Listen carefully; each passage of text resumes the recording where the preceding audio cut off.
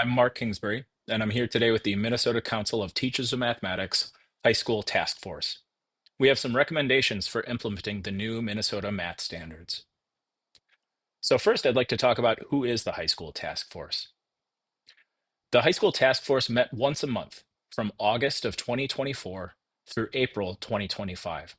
And our goal was to help figure out how do high schools in Minnesota need to change in order to fully implement these new Minnesota math standards.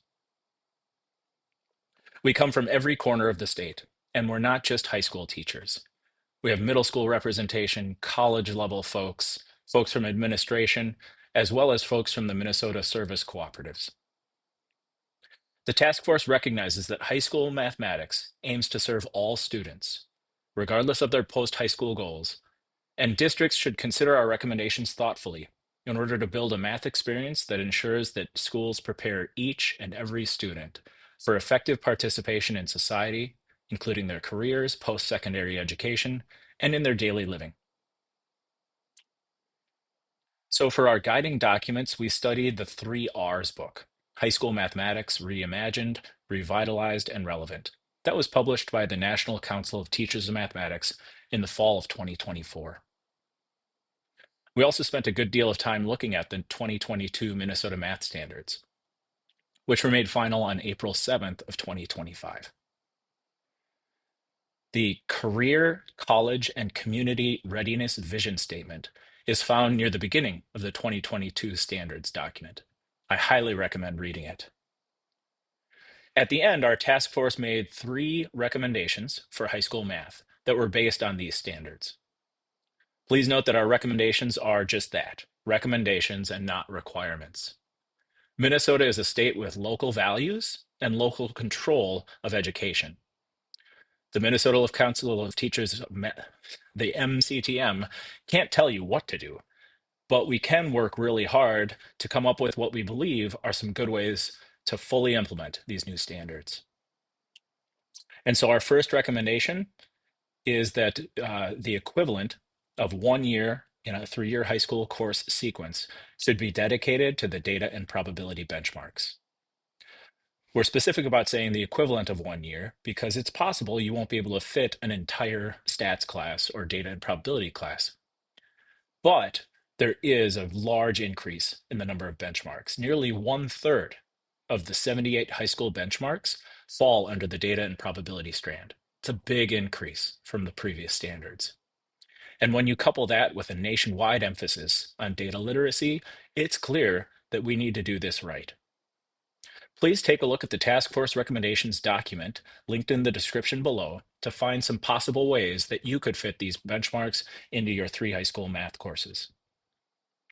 That document, by the way, also links to a whole bunch of curriculum resources and a couple other different pathways that your schools can use to help accomplish our recommendation. Recommendation number 2. Our second recommendation addresses the patterns and relationships strand of benchmarks. This is kind of like your Algebra and Algebra 2 benchmarks. The teaching of algebra needs to be reimagined in order to place equal emphasis on conceptual understanding, real-world application, and procedural fluency. In fact, this is called the mathematical rigor stool. This is the only image in the entire standards document. And in order to help accomplish this goal, we recommend focusing on the 8 mathematical practices that could help you streamline benchmark coverage. So for example, if we use technology, then we can strategically shift from certain analytic methods. And also strategically bundling certain benchmarks will help to maximize mastery through connections among those benchmarks. Again, take a look at that recommendations document in the link, the description below.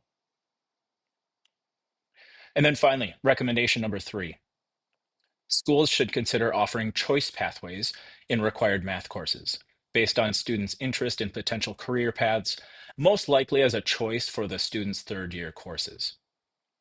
Choice paths are discussed a lot in the MCTM book, Reimagined, Revitalized, and Relevant, and also in the 2021 book titled Invigorating Math by Stephen Leinwand and Eric Millow.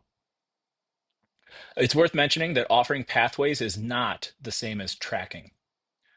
differences between tracking and choice pathways, along with some other implementation ideas are again outlined in the recommendations doc linked below.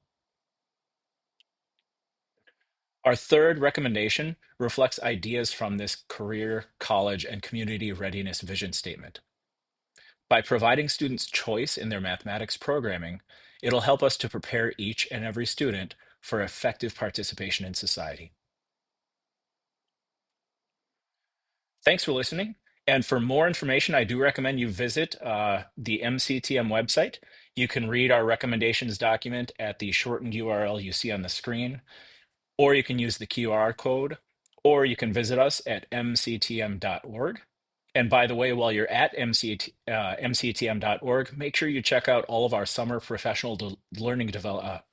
all of our summer professional development opportunities, and also follow us on social media. We're on Blue Sky, we're on Instagram, we're on Facebook, and we're on the platform formerly known as Twitter. Thanks for listening, and have a great day.